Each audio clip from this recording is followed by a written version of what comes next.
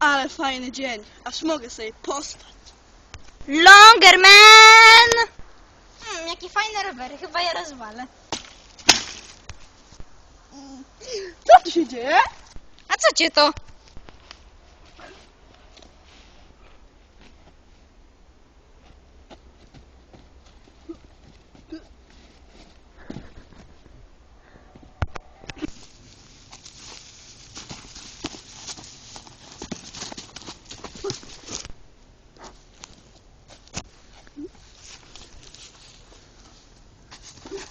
Mocno biera.